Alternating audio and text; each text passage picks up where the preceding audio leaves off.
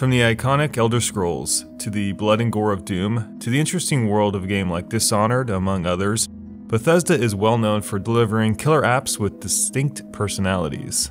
They may not always be of the highest quality, but that doesn't stop them from being at least exciting games to play, usually, or from hosting some amazing adventures to embark on. I guess it's only irony now that that's hard to see as 2018 comes to an end and Bethesda crosses the finish line beaten up and broken down by the gaming industry in an incredibly quick fashion. The catastrophe of Bethesda this year was almost single-handedly caused in the final quarter of the year by Fallout 76, which was a game that the small team at Bethesda probably legitimately thought they could make.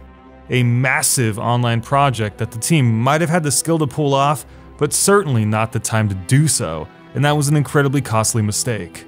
Maybe it'll be something better in a year's time, but today, sulks on the sidelines watching the true successes of the year nab up their Game of the Year nominations, loyal fan bases, and the bevy of riches from their well-deserved sales counts. 2018 was a year when quality games just clashed with the rushed, incomplete, half-finished, money-grubbing game mentalities of lesser companies who wanted to spit out their games to meet agendas to suit their enterprise rather than the end user. The games that Bethesda made this year lie next to games like Octopath Traveler, Super Smash Bros. Ultimate, and God of War that showcase actual quality, every thread of their design carefully poured over to make sure that it was presented the best it possibly could. Fallout 76 also stands next to something like Red Dead 2, which shows a meticulous and some would say even absurdly mad scientist level of dedication and painstaking detail from the team that made it. The very notion that these games simply exist and ask the same amount of money in return for them says it all. It reaffirms the basic economic idea that competition is great for the industry, forcing us to compare, contrast, and judge the qualities of like games and decree which game is worth it and which is not. If nothing else, it allows precedents to begin. And if there's a single precedent set this year, it's probably that if you want to charge $60 for a game and avoid an onslaught of refunds, then you need to make a better game than Fallout 76. Because 2018 was the year that the gaming industry shit on Bethesda because they chose not to engage in the development of quality when other games did. And because they failed to understand that the video game industry is more about just the game. It's about the community that buys it. You have to care for that community. A few days ago, Bethesda gave gamers a Christmas present, the Fallout collection on PC for anyone who logged into the full release of their newest game after it came out. It's a nice gift, except if you're a console gamer, although perhaps only a tool to win back some of the goodwill that they are in short supply of, especially after other companies have been far more generous this holiday season. Not to mention the fact that some of those companies didn't pull what Bethesda pulled this year.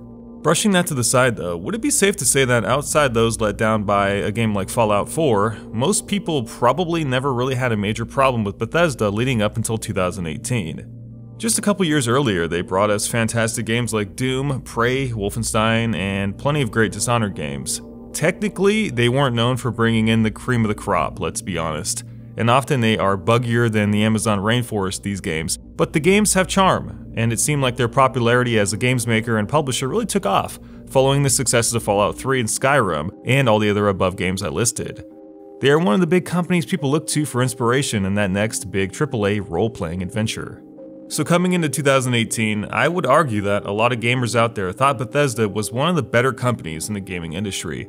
That is, excusing their terrible communications and public relations and their policies on their nearly day one embargoes for reviews, which coming from experience only leads to rushed reviews and misinformation.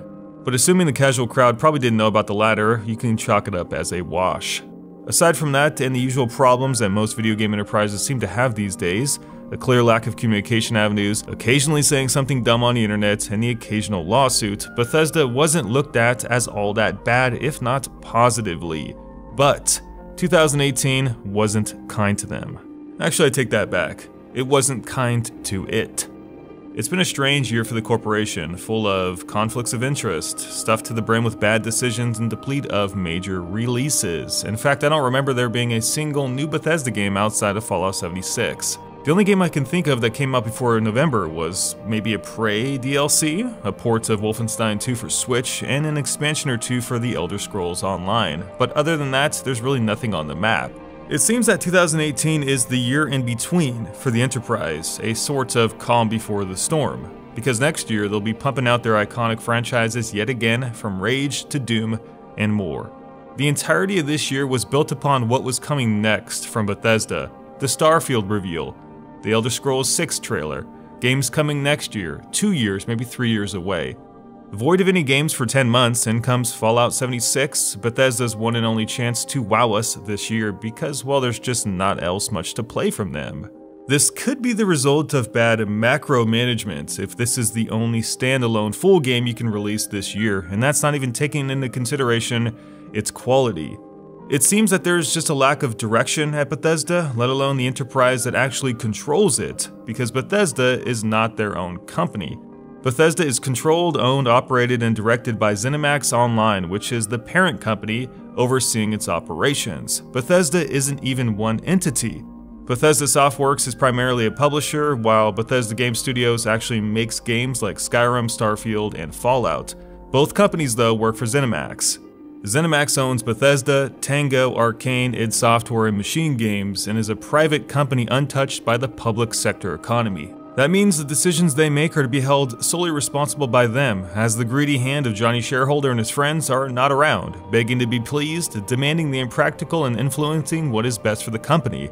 This year was the year that the best interest of this company was, I believe, to be compromised, and they made all the wrong decisions. One might think that that was the creation of Fallout 76, but I think it runs much deeper than that. It goes beyond Fallout. It's about the effort and the transparency. As most of us can imagine, Fallout can come in all shapes and sizes. From isometric RPG to tactics game to open world RPG, each genre has the ability to bring in something new to Fallout, and it doesn't have to suck. In fact, those combinations can be quite good on their own. Fallout can be an action game if enough care was put into it, or a good survival game. Much like what Blackout did to Battle Royale, Fallout could have taken the broken, often unfinished and fragmented mess of the cheap survival concept and brought it to the AAA market. Tightened up the controls, cleaned up the bugs, expanded the horizons of the genre, merge it with the best of Fallout, upgrade the engine, redefine the process at which we engage with the survival aspects. They literally did none of that though. It's about the effort, not about the concept, because concepts can be made into reality if enough effort is put into them. Bethesda just went too far this year, releasing a bad game and then they just tried to pawn it off like everything was all fine and dandy. There was such little effort put into this game that I'm surprised they had the balls to put it out. Instead of making things better, it transcends and amplifies the mistakes with their past games and then adds in a whole bunch of other stuff common in the video game industry that is not good, such as shady pre-order deals, a bad refund policy, a devious in-game store, and above all else, just a bad game. Fallout 76 was hyped up heavily at E3, touted as one of the most exciting upcoming games by Todd Howard. There's no way in hell he believed that. I'm convinced it was pushed out the door too soon and milked for all it was worth, using the live gaming mentality of let's finish it later on for internal justification. Is that what the community of loyal Bethesda fans deserves? Bethesda has shown in 2018 that the easiest way to get your hands dirty is to just do everything in your power not to listen to this community of people who care about you in the first place. One of the problematic concepts that it leads into is this notion of gamer entitlement. What are gamers entitled to, and if they don't get it, what should they be able to do about it? Bethesda was the company this year that treads the line of answering this question with, you get what you get and that's all you get. Gamers shouldn't have to wait in fear for a game or be scared that it'll be bad because this stuff happens all too often. I miss the days when most games were exciting and gamers were speaking language like, I can't wait for this game, versus today, this game is probably gonna suck.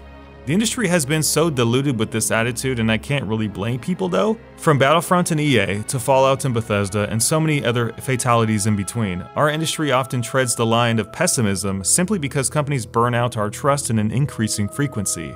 I hope that 2018 has taught Bethesda a lesson that many other companies also need to learn, that you can't take advantage of trusting gamers simply because you think we are too loyal not to have other options. There are incredible games out there to play, from Spider-Man to Gris to God of War, Hitman 2, Octopath Traveler, the new Smash Brothers. We'll support the companies that make these great games. Bethesda wasn't one of those companies this year, and judging by the reaction from fans, they have an uphill climb ahead of them next year. It's hard to count out Bethesda because they made some damn good RPGs in the past, but this is most certainly the year that something bad happened at the company that led them to being shit on by the gaming industry. Many gamers are smart today, able to collect information and postpone their purchasing power if they feel like something isn't right. And once we find out what that is, we can act against it and inform our fellow gamers on the matter. We've been through it all, this community, from lawsuits that now get public spotlights, to malpractice with monetization and pre-orders, to cut content and shadowy DLC, to games that released so obviously in a state of repair that it was clear they weren't worth the money in the first place. It did help that in 2018, so many other high-quality games walked all over not just Fallout 76, but Bethesda itself, as the differences in effort and commitment were so easy to see. It's the year that Bethesda's reputation has been blasted away, and it's going to be up to them to resurrect themselves next year. I'm going to be interested to see how gamers react when and if that time comes.